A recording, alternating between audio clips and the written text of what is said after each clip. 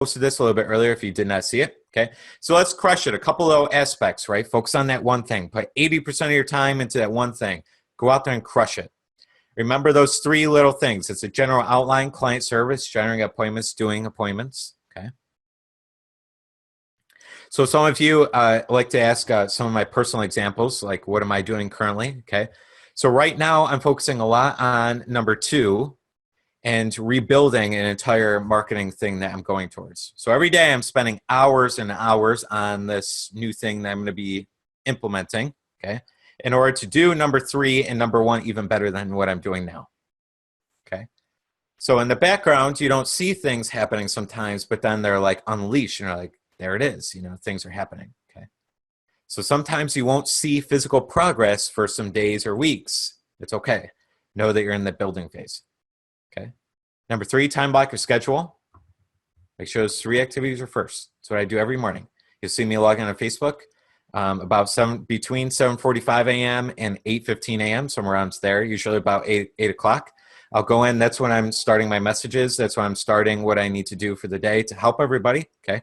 So you can see some of my schedule. You'll notice that I'm on a very regimented routine.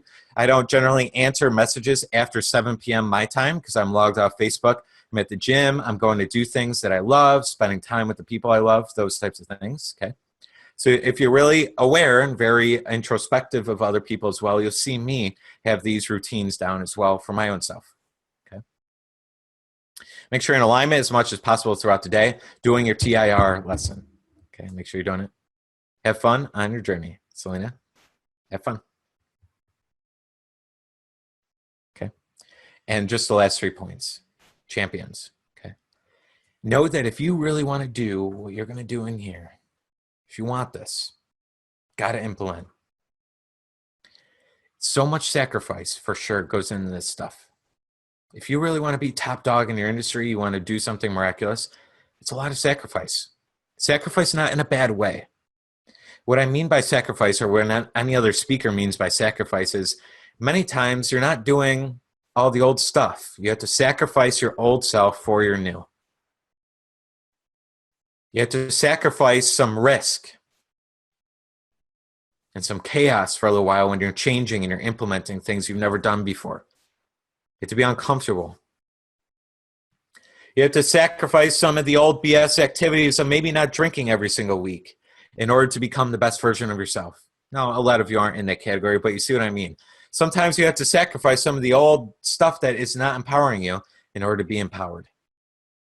Sometimes you got to sacrifice your money to pump back into yourself and your business instead of buying the new car.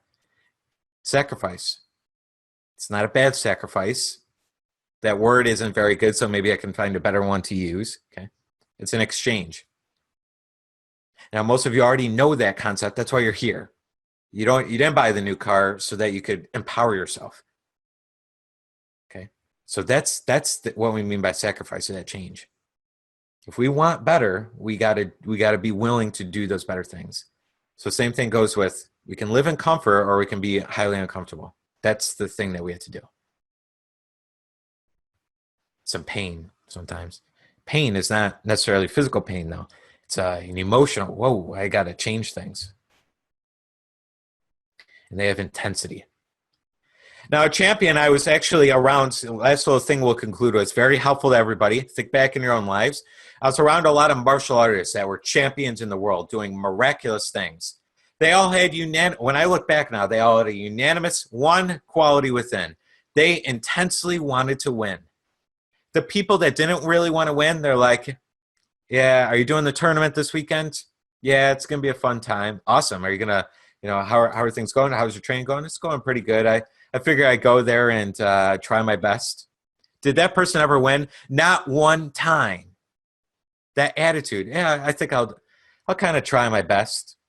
And the person that won every time, they're like, I'm going to win. I know it. I'm going to win. I'm going to be number one on that stage. I know it. I'm not arrogant about it. I've trained for it. I've planned it out, and I've seen it in my mind. I've already won. It's already done. It's the intensity of their attitude, their thoughts, feelings, and actions in alignment with that number one position. Now, we're not competing here. We're creating, as we know, right? but that person's creating.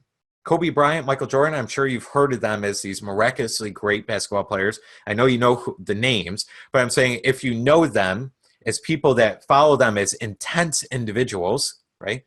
They have that quality that says, I'm top dog. I am going to do this. Same thing goes with business and income. I am that person. I have this income. And when you have that intensity towards this thing that you love, that's when it goes very quickly, because that's the energy you put into it. It's the love that you have for it. So I hope that gives you a good attitude shift as well as you go forward.